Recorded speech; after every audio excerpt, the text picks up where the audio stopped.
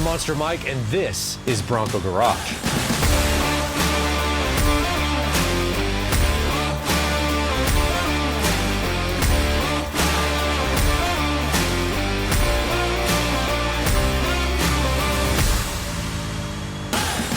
Welcome back, fellow Bronco drivers and enthusiasts. If you're like me, you want to get out on the open road and on the trails and enjoy your Bronco. But it is hard to do that without the right gears and lockers. So today, we're going to do just that. Now, today is only a highlight reel. Later on, I'll be putting out a tech video for gear and locker installation. Since I opted to DIY the gear swap, first on my list is to figure out what kind of tools and know-how does this take. Can I buy, rent, or borrow the tools I don't have? Do I have any buddies who can help me that have done a successful gear swap? Once I have that information secured, I can start getting the Bronco tore down to know what I actually have and what kind of shape it is in. It's important to note the level of difficulty for doing a gear swap. I would rate this job right around an 8 or a 9 on the level of 1 through 10. Now, this gear swap for both axles will take a day if you have everything and no surprises come up. The better equipped your shop is and the more knowledge you are armed with, the faster and smoother it will go. For me, I am adding a rear axle truss on top of doing a gear swap since I have a busted axle.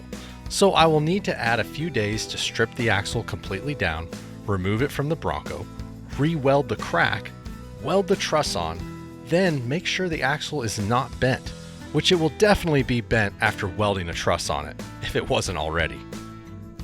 Now it's time to go to one of my favorite websites to figure out what gears will work best in my ride.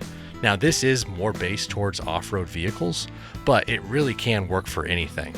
Now you're going to be plugging in all kinds of information, so you're going to have all the right data in place in order to get the right answer. Now I need to figure out what gear ratio I need, but I'm going to also go a little deeper, so if I want to go with a bigger tire later than a 33, I don't have to do this again. So now that I have all this great information from grimjeeper.com, I really need to know where my engine makes power and how my transmission is geared. I may be swapping out the trans later as well, so I need to know how these gears work with that transmission also. I know where Huck makes power from driving it and watching the tack, so I'm pretty confident which gear set I need to choose. Looks like 456 gears are going to be perfect for me. Next is lockers. You could spend a ton of time and research trying to figure out which lockers are best for you, but let me save you the headache. If your Bronco is mostly on pavement or even 50-50 on and off road, and you have less than 400 horsepower and 35-inch tires or smaller, just get some type of helical gear style locker. You know, like a Detroit Tru Trac, an Auburn, or even the Curry Twin Trac is a great choice. They work great, are low maintenance, and you don't have to push any buttons or pull any cables to make them work. Save the aux locker, the ARB, even the E-locker, and the Detroit for a more purpose-built vehicle. Now that gears and lockers are figured out, it's time to select the brand.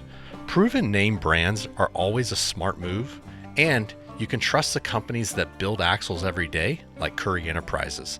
They typically always choose a good brand gear and locker. I went with USA Standard Gear for the front gear set and Richmond Gears for the rear.